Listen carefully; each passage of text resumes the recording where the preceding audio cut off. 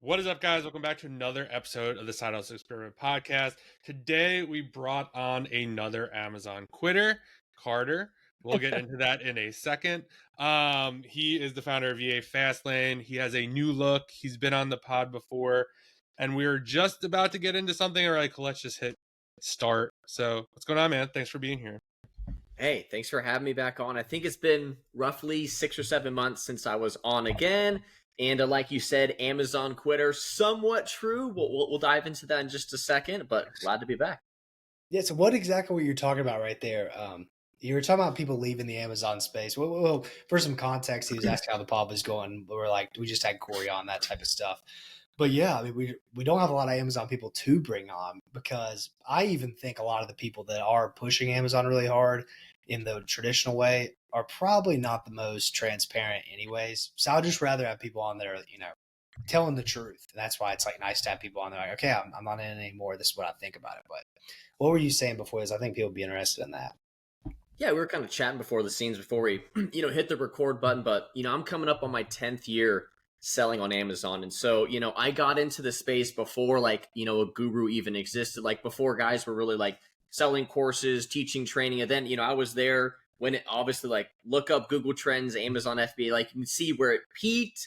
And now it's obviously at a decline. And, what I was just mentioning is, a lot of the even Amazon seller friends I had, let's say 2 years ago, more than half of them are no longer selling. The people that were posting content 2 years ago, maybe 25 to 30% are still actively posting. And so there's definitely been, a change in the scene, which is what I was mentioning earlier. Yeah, it's weird to see. It's I feel like it's all shifted so fast. And a lot of people, like Corey especially, he just now kind of got on the scene and now he's just already out.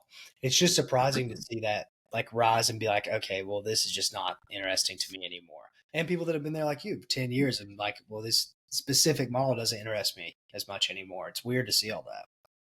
Yeah, I definitely agree with Corey. They're if you can see my name here, it's Carter and then VA Fastlane. That is my secondary business. As you know, we place VAs for Amazon sellers and then probably eventually going to place VAs for just any online remote business. But yeah, in anything you do for 10 years, eventually it's going to get to a point where it's God, how many keep it charts am I going to look at? And then especially, when, the crazy opportunity Amazon was 3 or 4 years ago, it's obviously definitely got a little bit harder as time has gone on. And so, sometimes that can, have you lose a little bit of passion there.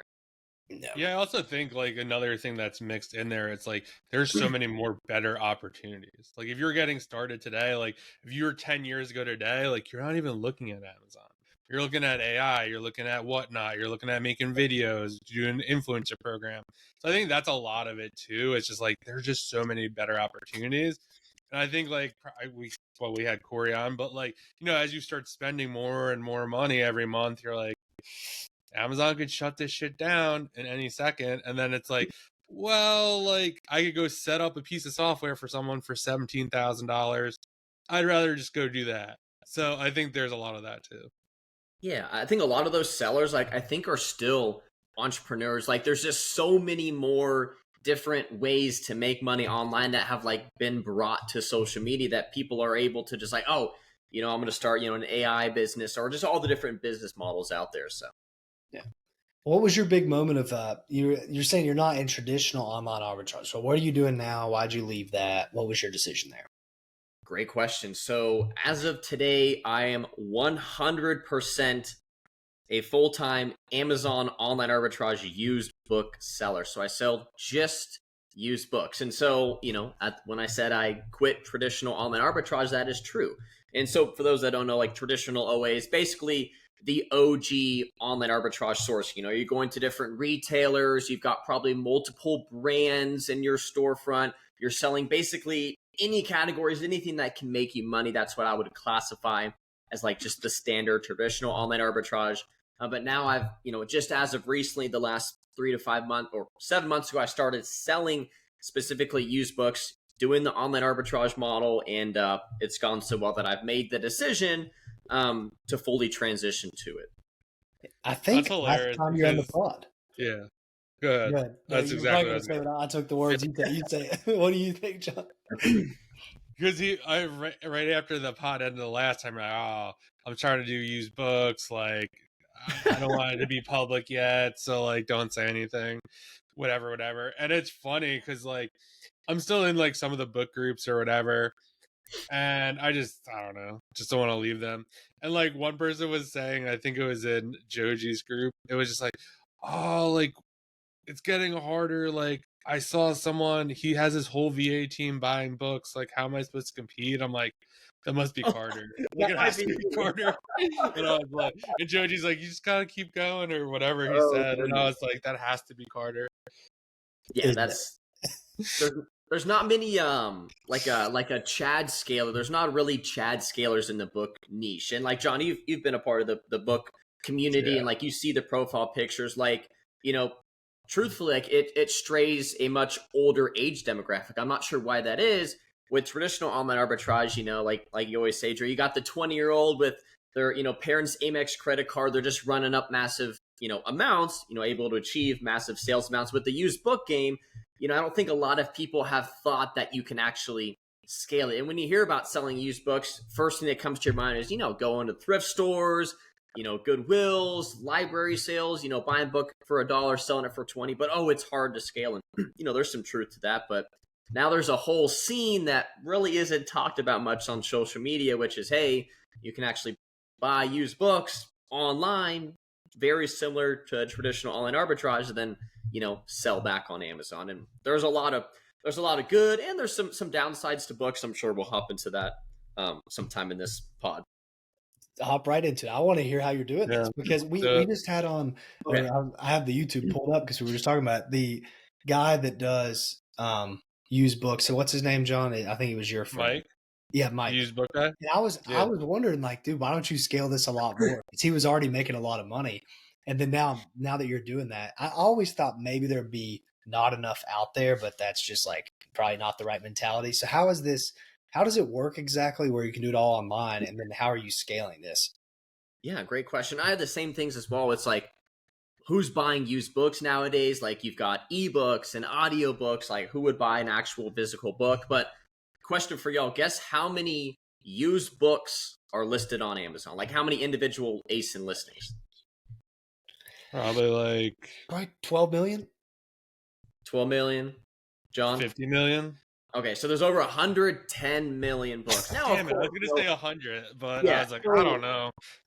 But, you know, same thing, Drew, is like, you know, why would I sell used books? Like, you know, I rarely buy used books myself. And the only reason to know about this model, the only reason that I'm actually like, okay, coming on social media is there were two gentlemen nice enough telling me about the business. And so the story goes, I went to the Miami Sellers Conference, which, John, I know you spoke at a couple years back and have been multiple times.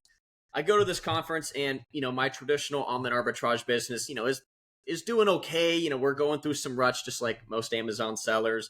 I've got the VA Fastlane on the side, and long story short, you know, event breaks out. A couple people walk to a steakhouse down the street. You know, a couple speakers, a couple attendees, and I sit at the end of the table. I've got two seats open next to me. All of a sudden, two gentlemen by the name of Victor and Joji sit down next to me. Now they're online arbitrage used booksellers. They've got some smaller followings, kind of talking about the model. I never seen them before. I had seen them before, never spoke to them. They have like a software called Bookmine. I'll talk a little bit about that later. But they just kind of opened up to me about their Amazon business. And, you know, at that time, I didn't really like where my operation was. And so I said, before we get into that, I wanted to let you know I created a totally free guide to get approved for the Amazon Influencer Program, how to scale it up, how I literally went from $0 to $50,000 in just Amazon commissions alone. There'll be a link down below. The guide is absolutely free. It's about 33-ish pages, and I have a whole video walking you through the whole guide. So if you want to start making money on the Amazon Influencer Program, definitely click the link below. Let me give it a shot. That's kind of when we had recorded our last podcast, and then 7 months later, you know, I've made the full transition to books. And so I'll kind of start out with the pros here. So a couple issues I had with, I wouldn't say issues, but like traditional online arbitrage, like obviously returns, you know, are part of the game. But what about a used book? Like when you sell a used book and you get it returned, what do you do with that used book? Sell it again. Resell it. you list it and you sell it again. And so one of the big issues with, just any kind of physical product business where you're accepting returns is, stuff comes back damaged. I sold all kind of categories, but like, let's say, like you sell a white pair of Nike shoes, they run through the mud, they send them back to you. Like, you can't sell those new again. Like, you're probably not going to get the kind of money on eBay. It's going to be a headache. You sell a $50 makeup palette. It comes back to you damaged, broken. Like, there's no way to recoup any of that cost. And that can already affect your margin. And Amazon's already, historically a lower margin business. So those additional hits really affect you. But when I talk to them in the used book business, like, yeah, we have about a sub 6% return rate, which is like one of the lowest return rates, like probably through most of the categories of like, some of the ones where there's not really any returns. And then you can just sell the book again. So that was a really big one for me. And then also, there's not many people selling books. A lot of them are going to the thrift stores and they don't understand the seasonality. So there's like 4 different kinds of books. Main category books. You've got all year round selling books, which obviously sell consistently throughout the year. You've got college books, you've got high school books, and then you've got like your semi-seasonal books, like I call them winter books. So those would be your Christmas books. When's a Christmas book going to sell? Probably leading up to Christmas. It's not going to be selling for peak price in July and something like that. So those are like 2 of the main ones right there. I could keep going. I'm not sure if you want me to, or you want me to hop into keep going. Yeah. I'm okay, intrigued. Okay, got it. So right now I'm buying 100% on Amazon. So literally Amazon to Amazon book flips. And so a lot of people are like, oh, what about receipts? Cool, I got an Amazon invoice here. And so obviously with everything going on in the industry right now with like Section 3s and, sellers just kind of nervous about the stability of, their account, I definitely sleep a little better at night knowing that I have these Amazon invoices. And then also the kind of books that I'm selling, I'm not quite sure how to explain this, but it's not like I'm selling the hottest product. So like with traditional online arbitrage, like a year ago, I was selling like, Sonic toys. Like it's selling thousands of units a month. And so it makes sense for the brand to come on and say, hey, I don't want you on the listing. Hey, I want to restrict sellers. Like I'm selling a 1989 book about gardening for older women, and it sells, let's say 10 times a month and I've got 2 copies. Like the publisher, the author isn't going to come after the listing because it's just not generating enough income. And so I haven't had any IP complaints. The only violations is I have a lot of high pricing errors. Amazon's like, hey, why are you trying to sell this book for $175? And so we're kind of having to adjust it from there. I'm kind of going off the top of my head. So, but in terms of the downsides, is the sell-through time. So as you know, with traditional online arbitrage, like Drew, what was one of your, like the most amount of money you spent on a single ASIN? Probably like 40K. 40K. Okay. Yeah. So for example, like last month I spent, was probably roughly maybe 25,000 or so on books. I would say 70% of those ASINs I have a single unit of. So like think about a lake, like a massive lake. I'm like a foot deep.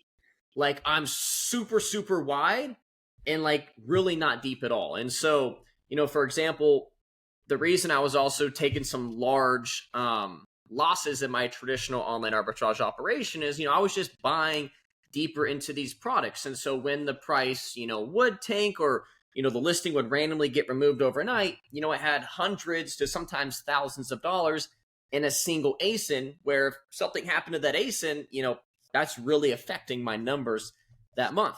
Now with my business, I ordered 1,200 books and 700 of them are different ASINs. I'm not really deep on many books. And so that has me very wide. But the thing is, I was talking about sell-through. That's something we're still trying to figure out because it really depends on the kind of books you're buying. Like we're recording this in November. So we've got college textbook season coming up in January. So like right now is a great time to buy college textbooks because in the next 60 days, you're going to be able to flip them through the month of January. However, high school books, they're going to get their peak prices in like June, July, August, September. That's a whole 7 to 8 months from now. And so in terms of cash flow, you can kind of be a little bit picky on what you buy. So that's kind of, I would say, one of the downsides there. It's just kind of, hey, I might buy a book. It might take 9 months to sell. However, my margin, my ROI is going to be much higher. I'm not having to worry about price tanking. And it's kind of, sometimes you don't know how long it will take to sell. Yeah. I think for books, there's less capital tied up as well. It's not like you're buying like a $50 sweatshirt or a $30 Stanley Cup. But yeah, some of the books are higher priced, but you're also going to make maybe $90 on that 30. So like there's like and once you get in the cycle of books, it all works out. It's just like once you go through a season, then you just like know what to expect and like you kind of go from there. 100%. And I think that's what keeps a lot of the traditional OA sellers away from trying books is like, everything I buy in November, like I want to sell in 30 to 45 days. And that's just not really the case 100% of the time with books. Like you're going to buy some books and they'll sell within 30 to 60 days. And you might have a book that takes 6 to 8 months to sell. And so to some people that is attractive, to some it's not. But I tend to kind of like what others might think is more difficult or what they might want to stay away from. And this is all going to a prep center, or are you shipping out yourself? How's this work? Correct. Yes. So thankfully, I have a prep center that does all of it for me, and they kind of specialize in books. And so obviously, it's slightly different. I order the book, and let's say used very good condition. They actually take the book and they inspect it, and then they actually determine the condition that I'm going to end up listing it as. And there's obviously, used acceptable, used good, used like new. Used very good, and then new. So, and I sell 100% used right now. Yeah. And then the sell-through, when you're talking about that, I'm just trying to kind of understand. Okay, so you're talking about scaling this up. So you're buying how many books a day? And then do you have an outlook on the average of 100 books, how many sales am I going to get per day on those 100 books? Like, how does the math of all this work out? Great question. So I would say probably 55 to 60% of my inventory are going to be seasonal books. So things like college books and then high school books. And so right now, like a lot of that inventory I'm buying is going to sell in January. So it's almost like I'm preparing for a Q4. And so that's why, for example, October, most of those books I'm holding until January, buying November, holding till January. Then January, I wouldn't be surprised if 70 to 80% of my college books sell through. So I'm going to have a massive sales month in January. And then the other, I would say roughly 40% are all year round books, like a gardening book or how to ride a bike or stuff the stuff that, sells year round. It's kind of nice to have during those off months. And so, for example, November, we're not going to do a crazy amount of sales this month. January, it's going to be massive. It'll probably be a record profit month is what I'm expecting. And what does that look like? The numbers on both sides, if you just can give rough estimates. Yeah. So October, we did about $24,000 in book sales. But the crazy part is we averaged, I think it was a 67% ROI. So that never ever happened in my traditional online arbitrage operation. I wouldn't be surprised if we do probably 75 to 80,000 in January, with a margin higher than I ever did in my traditional OA operation. We've got probably inside, probably about 70K in buy costs and books right now, active or, at the prep center being ready to check in. So we are definitely stocking up in anticipation to absolutely milk January as best as we can. Yeah. And you're making what, 30, 40% on that or something? And yeah, ROI, I think should be getting close to 50. Margin, it's at least double what our traditional online arbitrage operation was running. Maybe even a little bit higher. Damn. So, but there's off months. It's these are very slow months right now. But January should be huge, and next August, I'm looking to do crazy. But of course, for example, just recently, there's been a change in the used buy box, and I always want to be very truthful about stuff. So there's been about 2 or 3 times this year where the used buy box was not favoring FBA sellers, and so obviously that prime bump is a huge cherry on top when selling books, because you got to think about it. Let's say it's Friday night, August 5th, and little Jimmy needs this textbook on Monday for his class because his teacher told him to get it.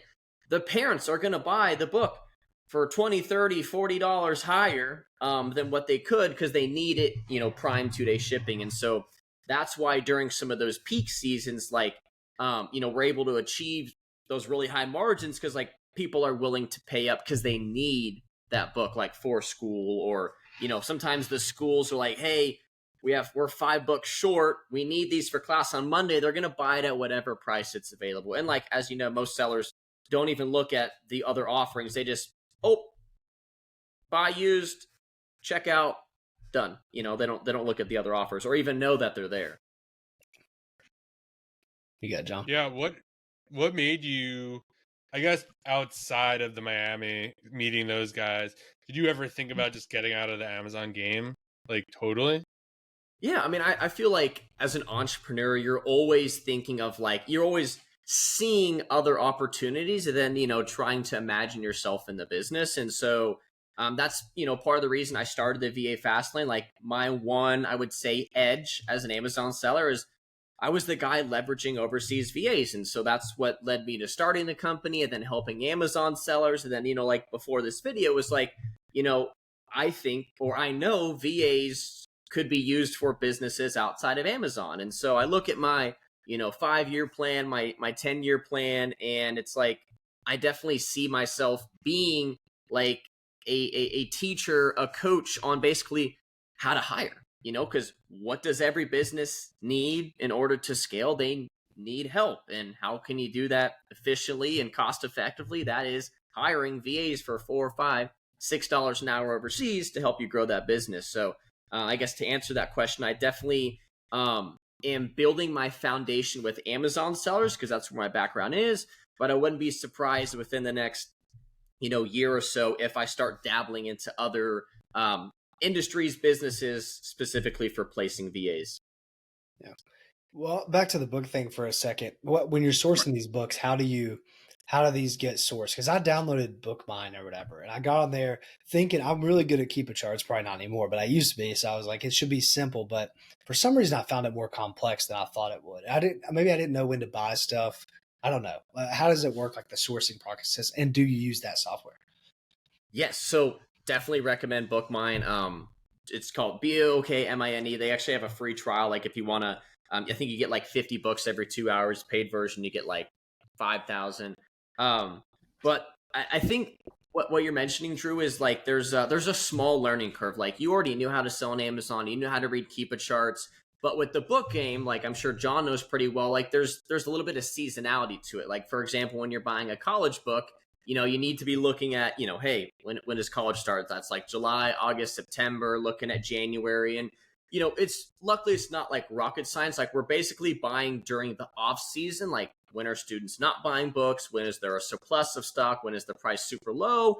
And then we're buying basically in anticipation to sell it during the, prime selling times, high price point ceilings. But there definitely is a little bit of a learning curve to it. And then, like I said, you've got to buy a lot of different ASINs. Like, for example, the reason why we haven't really experienced too much like price tanking is, there might be a book at $12, at 17, and then the next price is like 42, which is where you're trying to sell it. And so like you can really only buy 2 copies before like there's, it's back up to its sell price and there's no other opportunity. So like, okay, cool. I bought 2 books here. I'm going to make $10 to you and I made $20, but it's like, now you're immediately on to the next book. And so it's really about speed at that point. Yeah. If you ever need any help, shoot me a message. Happy to help. And then you have how many VAs doing this? Are you even doing any of this now? So right now it's fully outsourced. I was like every single day sourcing. I was basically like recording my screen, breaking down my thought process. Is this a good book? How many should I buy? Then I'd have my team watch it, learn from it. And now, 7 months in, we got about 4 full-time VAs. So like 1 full-time admin VA, the other 3 are just sourcing. And then one of those kind of helps me in the VA Fastlane for a couple things as well. But yeah, right now a team of 4. And that's why I think it was maybe Johnny said someone in the Facebook group was like, oh, there's a guy with VAs. Like that's me. And we're actually placing VAs for booksellers. Like now that I've kind of perfected my system, it's like, hey, like, no, like, you got to understand, like, for example, Bookmine, like 90% of US based online art, like probably 95% of US based online arbitrage sellers are sourced in just regular US hours. The other 5 to 7% are like maybe VAs in the Philippines, but like prices are always changing. And so my team is like of very few other people looking for books in the middle of the night US time. And so that's also why we've been doing pretty well with it, I believe. That's a good point, because a lot of booksellers reprice at night too, usually down. In order for when people wake up in the morning, so they're like always going up and down. I think, oh man, like I have no desire to get back into it, but like I really do wish, like I do remember there was a time where Caleb had a software. It was called eFlip, and I used it, and then like I got a bunch of books, and they weren't, let's just say, in good shape. I just didn't understand like how it worked. And like I was like, damn, like I wish I stuck with that, because I'm sure like you have. It's like with Amazon, it sucks. Like everyone says, oh, you have replans. Like, yeah, for like a month or two. Like it's very, very rare unless you're doing like wholesale or brand direct. Even that, things go in and out of stock. But at least for books, I knew when I did bulk, we had a whole list of books that we knew we sold on eBay for $50, $60 plus. Nice. And we're always on the lookout for that. So I'm sure you guys have like a whole list, and you could probably set up eBay alerts. Like there's so much you could do. Like once you find like that one gardening book from 1932, like you could probably find it again. I mean, eventually, like it probably goes out of publication, but it's a lot better than fighting over like a Stanley Cup or like a Sonic toy. Yeah, that was a big reason, or the traditional online arbitrage method, I didn't see myself doing long term, because like, let's say you had a specific brand and you would master all the different retailers, sales cycles, and then all of a sudden Amazon's like, hey, you can't sell this brand. And so like we had this whole game plan that we put on, my time and my virtual assistant's time learning, mastering, and then we have to pivot. That just kind of got tiring after a while. And then once your biggest cream of the crop products all started getting either like, well, red restricted means you don't even have the opportunity, but also like re-gated. And like I totally understand gating, and honestly I think it's a good thing for sellers, because it takes another layer of effort to actually get ungated. The issue is that the ungating process on Amazon is pretty much impossible right now. Like you could have the exact amount of units required, you could have a perfect invoice from a 100% legitimate supplier, and still Amazon won't accept it. That's a big issue. Now with the book thing, I would say 85% of the books we find were already ungated for. There's a small percentage of the really fast-selling textbooks that we are restricted for, and that's good. Those are the actual publishers that would come after you, and for like counterfeit issues and stuff. And so for newer sellers, like it is by far the best model. 100%, I'll stand on a mountaintop and debate any seller, is by far the best model, the best category for newer Amazon sellers. How much money do you need to get started with this? Or like, what's it look like? Let's say somebody has $5,000. How fast are they going to make money on that? Like, how's that look? That's a good question. I don't think there's any fast money. There's no consistent fast money in the book business. For example, let's say like right now in November, if you spent $5,000 on college textbooks, like you could probably sell through 90% of them in January. However, what about February 1st?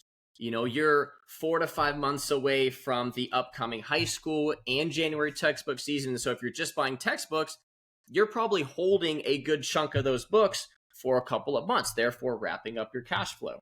And so to answer that question, Drew, like you could spend it quickly. Like there's so much opportunity out there. Like I don't have enough money to be able to buy the number of books out there. No sellers do at the moment. But it's just, understanding what kind of books you're buying, when you plan to sell them. And maybe that's what keeps some people away. Yeah, that's what kind of kept me away. It's like just waiting that long. It's like, well, when am I going to get the return? What if I mess up a bunch of buys? And like, then I just get stuck with a bunch of used books, which is the last thing I want. Yeah, I think with your skill set, you don't make that mistake. And at least if you're buying low quality, like 1 to 3 books, like our average buy cost for books like $24, and so it's like, okay, you make a bad buy, like it's $24, and as long as there are sales happening, like you're probably going to be able to recoup your money there. But when is it going to sell? I mean, that's kind of the name of the game. Is some books, like I know one seller, his name's Joji, like he buys books, but like it's like he averages 100% ROI, but it takes 6, 7, 8 months on average to sell. And so it's kind of like its own niche of slower selling books. And you know how people are, oh, it needs to sell hundreds of times a month. I'm only going to buy home run products. Like if that is you, like book game's probably not for you. Yeah. What about storage fees, stuff like that? Yeah. So that's a big concern people have. I would say like it probably costs about 6 or 7 cents a month per book to store. And so, I'm sure, John, you were in the book game as well. Like, okay, let's say I got to hold a book for 7 months. Cool. I paid an extra 50 cents. I bought the book for 24. I sold it for 62. Like I made, 50 cents less. So I don't see that being too much of an issue for me. Yeah. John, you probably know about that. Yeah, I think too, with like kind of your point, is like, oh, what if you made a bunch of bad buys? Like, it's not like with books where it's just like you'll sell it for a price. Like, if you bought it for 24, you'll move it for 12. If you buy this freaking water bottle for 24 and like you get red restricted, you are legit out $24. Yeah, you could sell it on eBay or do whatever, but like then you got to take it back. Like, there's such a process to that. With books, like, yeah, you lose $5 or $6 on that. Like, you don't totally lose your shirt. And like Carter was saying before, you have like at the height of it, I think I had about like 7,000 or 8,000 books.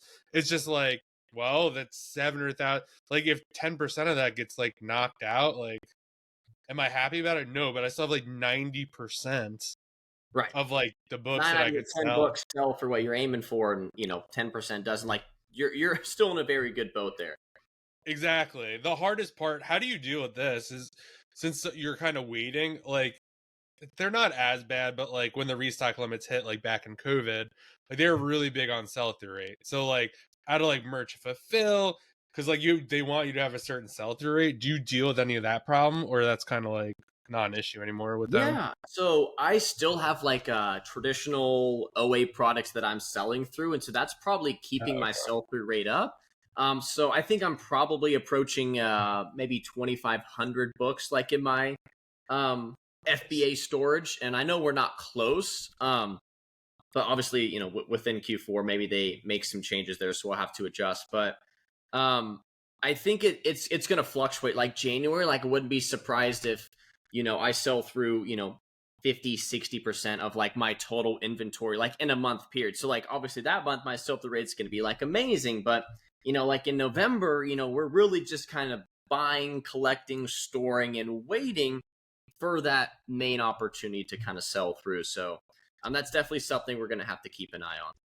How many per day? Like how many did you get today? Like how many books sold? Let's see. I can you can pull it up. Yeah, pull it up. Let's see. So roughly we're buying, I would say 60 to 65 books a day. And then we were probably moving roughly 18 to 22 books a day. Now, as of recently, like I said, there's been that used buy box change. And so that kind of probably cut our sales like 40% down. So it's like, another thing with Amazon is you kind of never know what the landscape's going to do. But this is basically what happened. Like I mentioned earlier, like they're just favoring the merchant fulfilled sellers. In the used buy box, and they've been doing it for about the last 2 weeks, and it happened earlier this year for about 2 or 3 weeks, and then they changed back to FBA.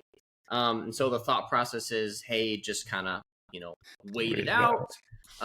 So obviously you never know with Amazon, but our sales have definitely been affected, and everyone has been affected by that change there. But from some of the higher ups, people think that it's eventually going to change back, and Amazon's just kind of playing around with it.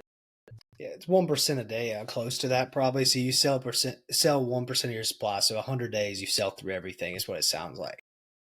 Correct. Yeah, I would. It's definitely a slower percentage right now than, like I said, January. Like we plan to dump through like hopefully almost all of our college books, college textbooks, and stuff like that. So there's definitely slower seasons. Luckily, I have additional income from, other business ventures, investments, VA Fastlane, where it's like, I don't have to like sell through everything, this month so I can pay bills tomorrow. So that kind of puts me in a little bit of a better position.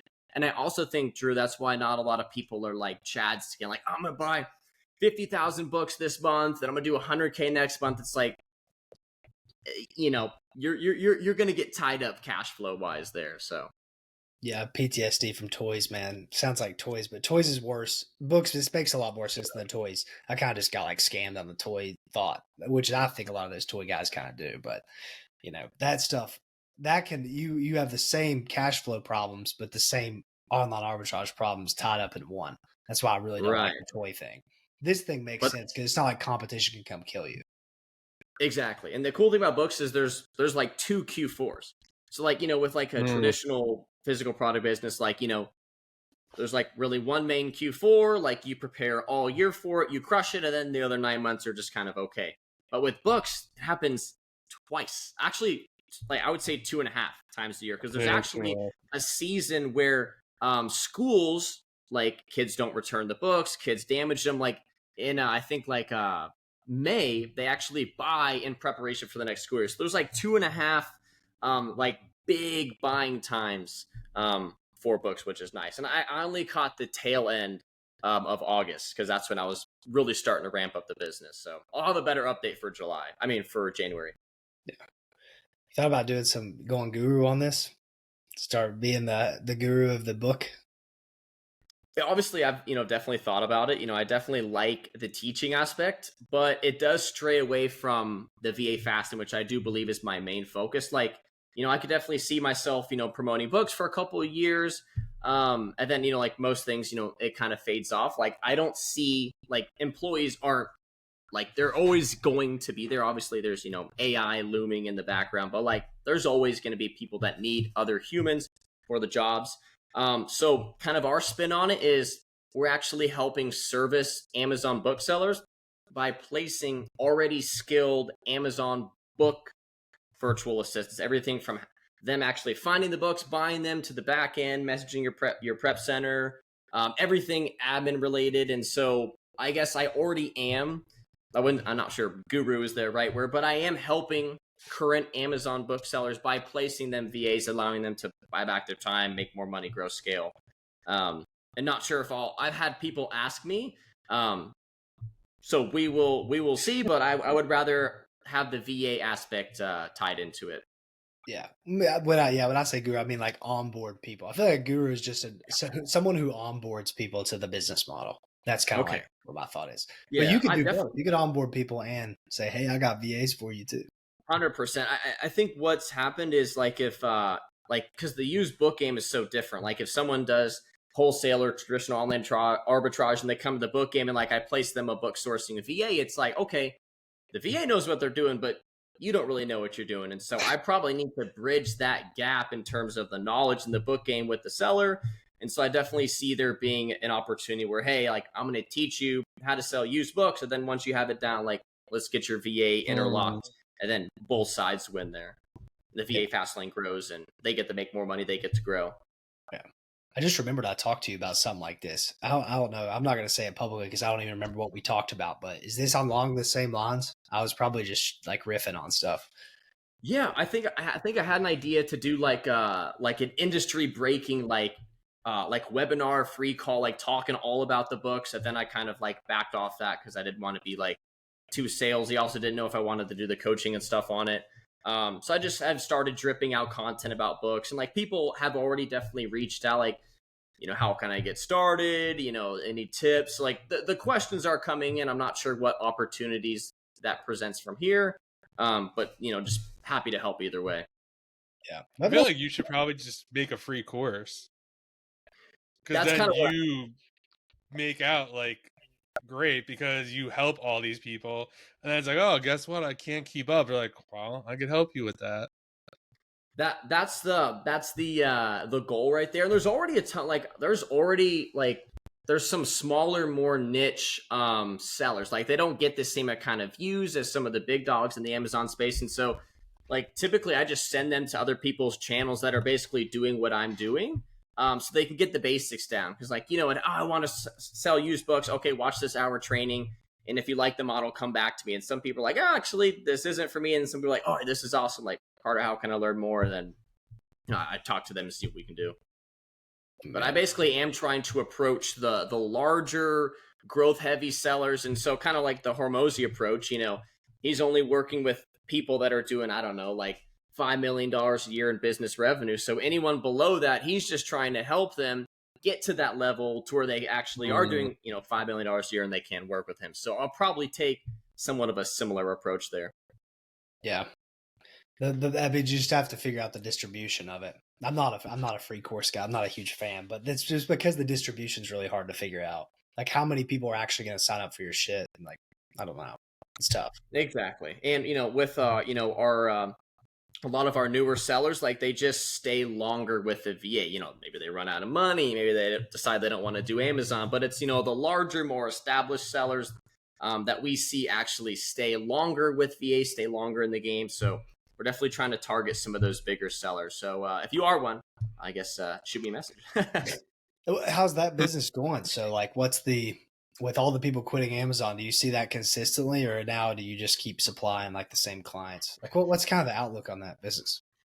If you could just take 2 seconds and subscribe to this YouTube channel, we would greatly appreciate it. We're trying to get to 5K subscribers by the end of the year, and the more subscribers we have, the better guests we can get for you. So you literally just take 2 seconds right now, hit subscribe. It will also let you know when new episodes go live and everything we're up to. Thank you so much.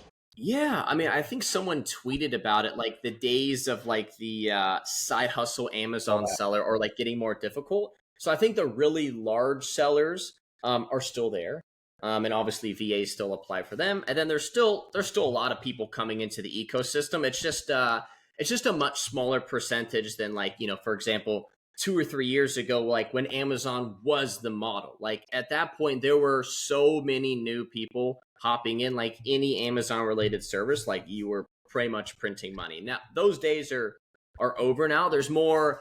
It's not that I think Amazon's definitely got a little harder. There's just more opportunities, like you said, John. Like there's other businesses, there's other ways to make money, and so you know people look at Amazon, they're like, okay, well, what about this one? This is new. You know, this guy's doing really good money here. Let me try that out. So definitely an interesting landscape. But I mean, you can see like, you know, there's definitely some changes going on, and I just look at all the people that I knew 2 years ago, like less than half of them are still selling, and it's kind of sad because that was like my group of people there. And I know y'all probably went through this as well when y'all kind of exited the Amazon space. It's kind of like you know, it is your identity. That's what you're posting content on. That's what you're helping people. So like when you're kind of transitioning out of it or see people leave, it's kind of a weird feeling. Yeah, you like basically have to replace your tribe, and it has been sad to see too, because like I see a lot of it. Not as much now. I basically muted everyone on Twitter and kind of like unfollowed on Instagram. But like just to see like the space kind of like dwindle down.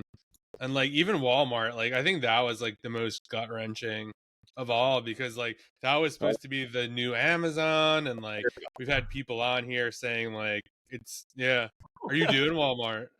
No, this is just stuff that I bought in the past and I got restricted on, gated on. Like that's big now it's like the worst opportunity ever. I think that's the hard part too, is like to see these people keep trumpet like that it's a great opportunity. I think it is maybe for the right person, but like not for the new person. But yeah, it's just been like rough to kind of see that. Like I was really hoping like Walmart was going to give Amazon like a run for their money, but now it does not look like that is the case. They 100% had a chance. But whoever their team is at Walmart, their seller team, and whoever's making the decisions, I think they bit themselves in the butt. Like obviously, like you've got to get counterfeit sellers and counterfeit products off the marketplace. They just should have done that like years ago. Like they let it get too rampant, and then all of a sudden they do it today. Well, hey, you've got more sellers than ever today, more publicity, and then you know it kind of came back to bite them there. But I still know a lot of people crushing it on Walmart. But definitely some of the decisions they made, like I think all sellers can agree, like were not the best decisions. Yeah, I haven't even really heard much about it. Do people still promote it heavily? I think a lot of people have backed off. Like I knew people that were 100% Walmart, Walmart in their name, and then all of a sudden, like they're kind of onto something else. And nothing against any of those people. Like it was a great opportunity. Like this January, which is 10 months ago, I was like, I'm going to be 100% Walmart seller. I'm going to post Walmart content. I'm going to help people with Walmart VAs. Like 10 months later, today, like not anywhere even involved in the Walmart space. Like we're not even trying to provide Walmart VAs, at the moment, because we don't really even see, a big enough market there for us to need to enter yet. I'm surprised this is random, but I'm surprised the Whatnot shiny object has not hit you yet. I feel like with you managing these teams like this and liking that whole outsourcing thing, that's right up your alley. Why has that not bit you? 100%. I spoke to a seller called Danielle, and she's crushed it with Whatnot. And she actually has her VA helping her. The only thing I can think of is the time zone differences. If your show is at let's say, I don't know, 3 p.m. in the afternoon, that's like 4 a.m. Philippines time. So it would really have to be some awkward hours for the VA, unless maybe you did an evening show, let's say 8 p.m. Well, that's 9 a.m. Philippines time. You're good. Or maybe you did it at like, she did her. I won't give that info out. She told me not to. But like, let's say you could do your shows really early in the morning. Let's say like 7 a.m. That's 8 p.m. Like now your VA could help. But like I said, I think we're definitely will be expanding outside of Amazon. And so Whatnot seems to be a really popular opportunity right now. Yeah. Would you do it yourself or get an in-person employee? Yeah, in terms of like doing Whatnot or like actually being on stream. Carter's like, no way. Yeah. I think what I decided like 8 months ago is the business I still want to be here 10 years from now. Like I want to build a gigantic company, because over my career, like, don't get me wrong, like I've made some great money.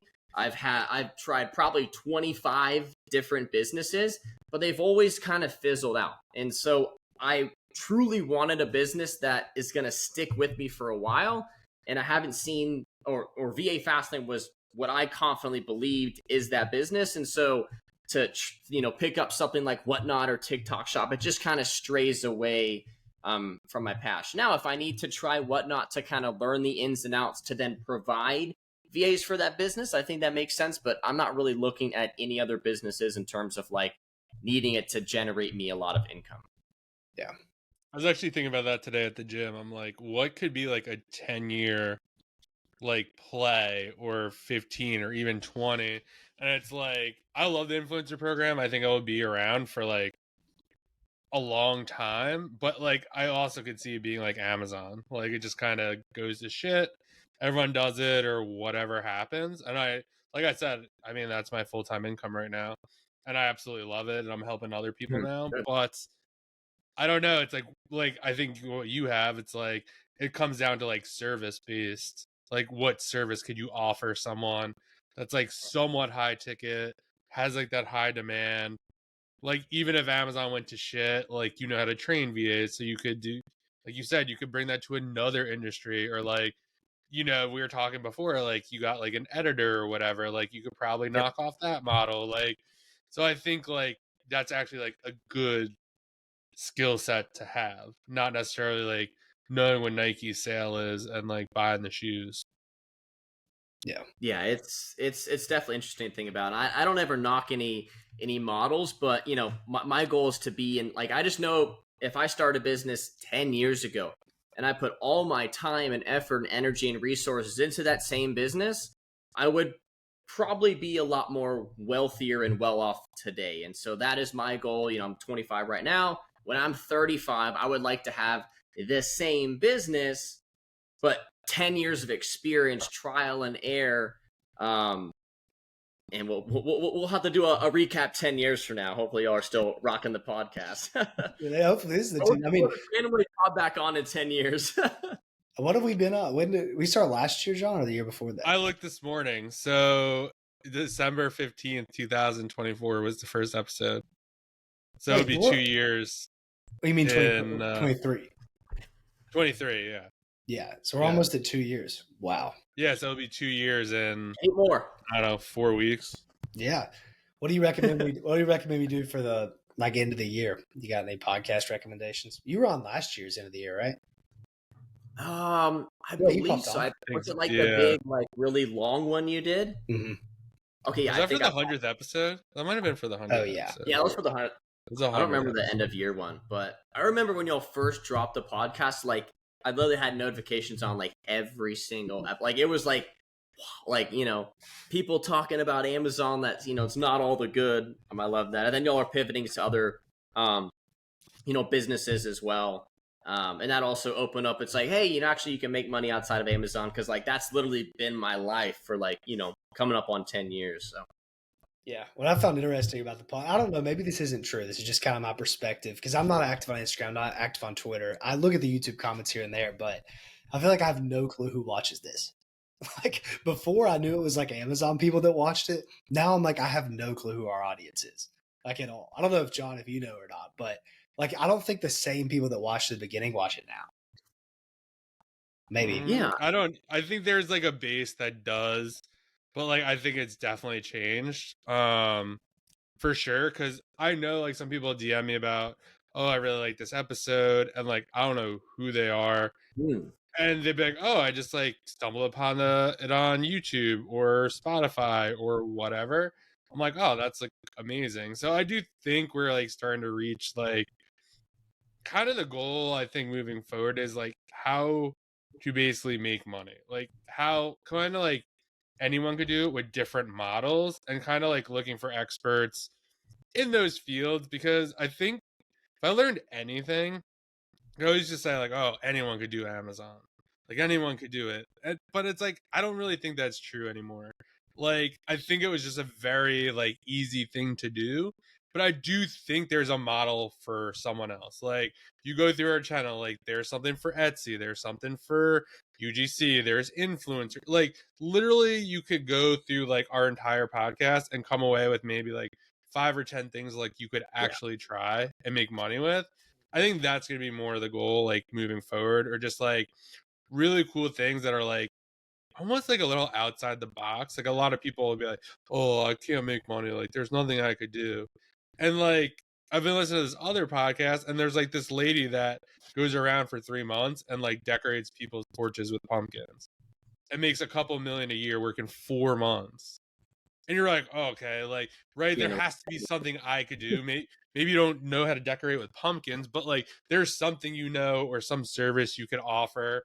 And I think like a lot of the common advice was like, oh, go sell on Amazon, selling it. Like, I don't think that's it anymore. So I think like kind of finding our way that way, where like maybe we start something big and then that takes off, and that's what the podcast becomes. But we don't know yet. Yeah.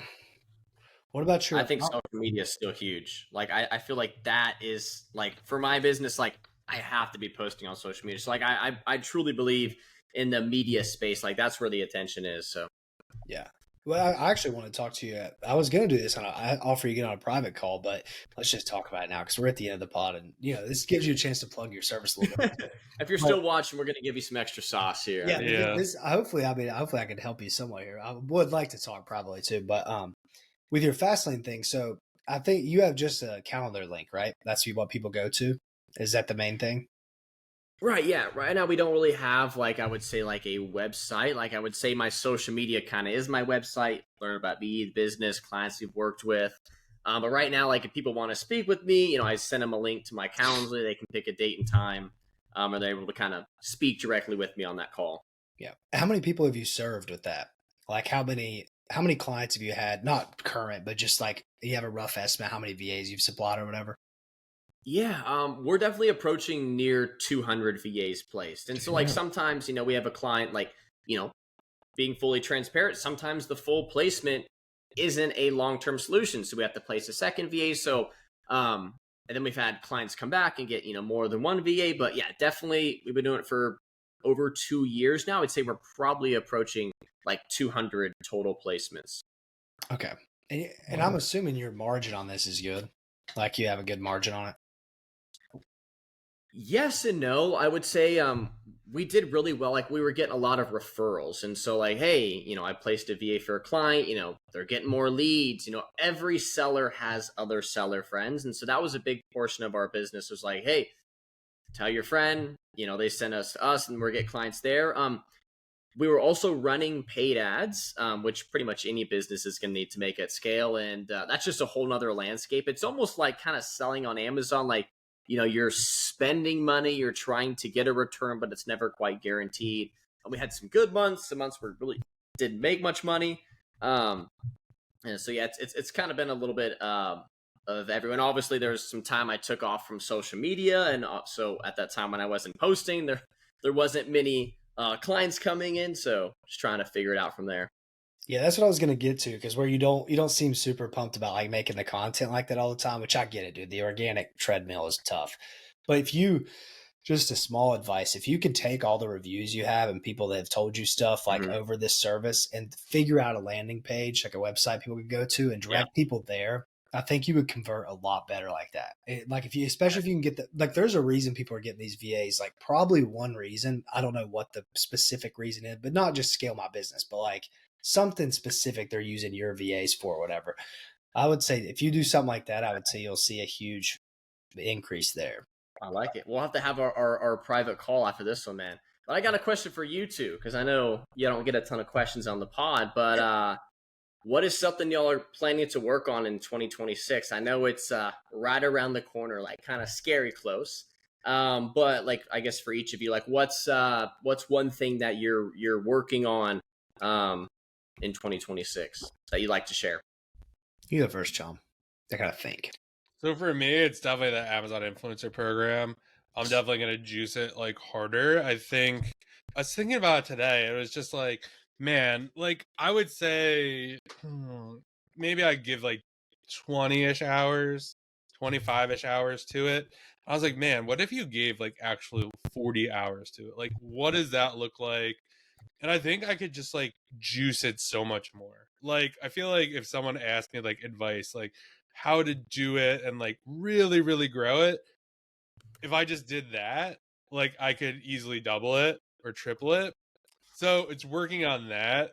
I just had like this weird revelation today too. It's like sometimes it's hard when you work for yourself. Like I was telling Drew before this, like I just got this whole like new setup like for the Amazon influencer program where it's going to be like trying to get more brand deals. So I'm like, I'm going to up the setup.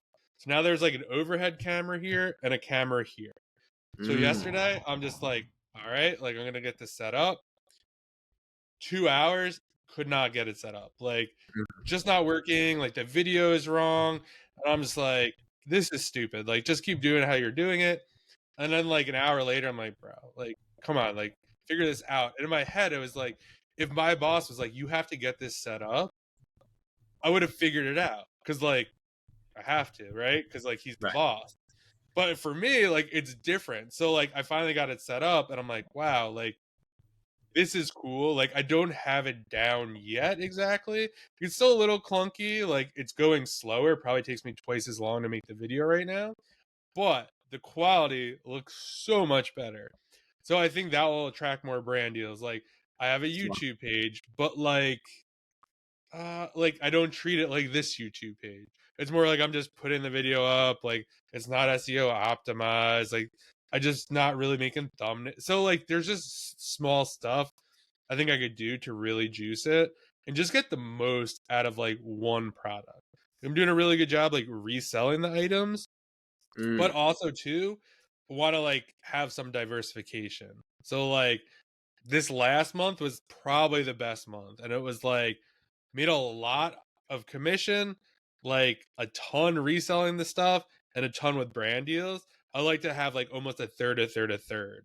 And if I could do a third from each bucket, I think that would be awesome. So that's kind of my focus.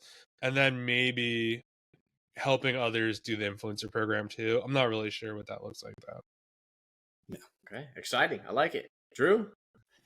Yeah. I mean, I think I've got to figure out what I'm going to do. I think I'm getting really good with the paid ads, and like, I think we got to get on a private call, because I think what I could tell you, maybe you'd be like, oh, you know a lot about this. Because I talk to people and I'll like get on and like consulting things with somebody helping me, and I like end up knowing more than them on a lot of stuff. Like yesterday, I talked to a guy. He was on here. He sold like over 10 million info products, like working for other courses and stuff, or maybe 50 million. It's a huge number. And he was like, dude, you're like getting this big time. Like you're about to crack this. So I got to figure out what offer it's going to be. Like, what's the perfect scenario for me to make good money? Because I know that once I get it going, I can make a lot. Like right now, I'm running like a faceless info offer on paid traffic, and I've almost got it profitable. And it's not even me. It's just like an AI persona. It's working like somewhat well. I could crack that and make that profitable probably, but I don't know. I think I'm just getting to the point where I know a lot about that stuff. It's just going to take the right offer, the right like opportunity, a lot of stuff combined in one. I'm not going to make something work that's like so hard to make work, but if the right opportunity stumbles along, I think I can make it work. If that makes sense. I like that.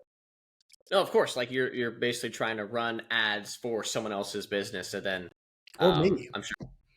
Yeah, or yourself. but if I knew what to do, my real kind of plan was I was wanting to grind on the Whatnot and become like the Whatnot guru guy. But I was like, man, this is going to take so much time to like the hours I'm going to have to work to even learn this platform is going to be like a lot. And then I'm like, well, then why would I even try to teach somebody to do that? That's a little counterintuitive. So that's kind of my thought on that one. Okay. We'll have to do an update pod in 2026 and see what progress y'all have made there. Yeah. We'll see. I don't know. There's so many opportunities like with the ad stuff. It's like, where do I even really go with it? I can do local stuff too. Like I run local service ads for somebody and he just stopped doing door-to-door sales because the ads are working so well. And he was doing door-to-door every single day after school and stuff. And he like doesn't have a sales team anymore. He's just getting my ads leads. And I'm like, well, I've got to be able to do something there. I just don't know exactly where to do it. And I don't like outreach and getting on calls like that. So that holds you back. I just got to do stuff I don't want to do, I guess. Not be like a pussy and get on the phone. I do this pod. Yeah. I can talk to somebody, Yeah. Well, paid ads aren't going anywhere, so I feel like putting a lot of time and energy into there can definitely pay off. Yeah, especially because I think my bet is kind of that I think as time goes, more people are going to be like you, where you're like, I don't really want to be on organic all the time. Like that's, I don't want to live my life just posting reels all day. Like you're already outsourcing, like. Right. But at what point are you like, okay, I'm getting 400 views. Am I going to keep paying somebody? Like I got to find a different way to do this, or am I going to say crazier stuff so I can get more views? And then that might not even be your target audience. That's kind of where I see organic going. I had a post that went viral, like 1.5 million views, and like I didn't make a dime from it, And then I brought the wrong audience to my page, and so I'm not so much focused on getting like a ton of views. I just want to get the right views. Like if I get 400, let's say, large scale Amazon sellers, like perfect. I'm targeting the right people. Now, if I'm hitting, 10,000 people from, I don't know, India that were just scrolling and don't have an Amazon business or any business, like, yeah, that's 10,000 just doesn't really matter views to me. Yeah. It just jacks up your metrics. So you like don't even know. Now you have like 1 million views flooded, maybe a bunch of website clicks, but it's like obviously no one was going to even. Yeah, no. That's why you see a lot of those massive influencers, and like this happens more and more. They have these massive followings that are just like broke. Like they make no money, they have no offer. Like people just literally watch them for entertainment, and they struggle to find a way to monetize that. I think that happens more than people think. Yeah. I think that's where organic's kind of going, unfortunately. I think you can still succeed with it. I know that people do $1 million months with that stuff, but I think it's just difficult. And it takes a certain personality to push out that much organic content or a good team behind you to do it. Or clipping. Yeah. Trying to figure out how the clipping works, where you can just like have AI post on 10 different accounts a day. That seems pretty interesting. But then that'll definitely, make organic even harder because you've got some guy over here with an AI bot posting 100 times a day his content. Like, yeah, your one post is not going to do it. Yeah, exactly. There's like a huge consumption problem. I've brought this up on the pod like 10 times, but I think every single day there's more organic TikToks and Instagram reels out like per hour. Like every human on earth, if they just stared at the phone all day and watched the reels, we couldn't get through per day. Like what comes out. If we went for that's what it is, a year of us watching content. If every person on earth did it, we couldn't get through a day of content on the internet. Which is like seems like a huge problem going forward. Organic stuff. That's why I'm pro YouTube. Like we're at like an hour and 3 minutes right now. Like if someone like the amount of 30-second reels you'd have to watch to consume an hour of content, like is insane. But like one episode here on YouTube, like people that watch, they know Drew, they know John, they know a slight bit about Carter now. So I think YouTube is going to be huge going forward. Definitely. I think I do think that too. Like, I feel like this definitely takes a lot more effort too to kind of like put it together and do all that stuff versus just like putting up your phone. And like, I think when it's just a different mentality, like it's just like, yeah, when you're making a reel or something, I feel like sometimes you're just like trying to get attention and like that's the goal. So you like do some shit that like maybe you don't agree with, like it's kind of outlandish and like, I don't know. I think that makes it real easy to get burnt out. For this, like I could do this all day. Yeah. I agree. What else we got? I guess we are breaching your time limit. So, do you have any more stuff for us? Do you have anything else to say? Anything like that? I think if you're not subscribed to this YouTube channel, you need to subscribe and either comment below and continue to support the channel. But other than that, I feel like I've hopefully provided as much information as I could about the book operation. And maybe you can have me on in the future, have some better updates because I'm like about 6 or 7 months into the book business. So, would definitely love to do an update, 6 to 7 months from now and be able to, kind of, hey, here's how January went. Here's what we sold, that kind of stuff. I had no clue this pod was about to be about you talking about books, but I'm happy it went that way because that was interesting. Yeah. I had a lot of questions about it. So that's sweet. I had no clue that's what we were going to talk about, but that's perfect. Perfect. Well, I appreciate y'all having me on. Cool. Where can everyone go follow you?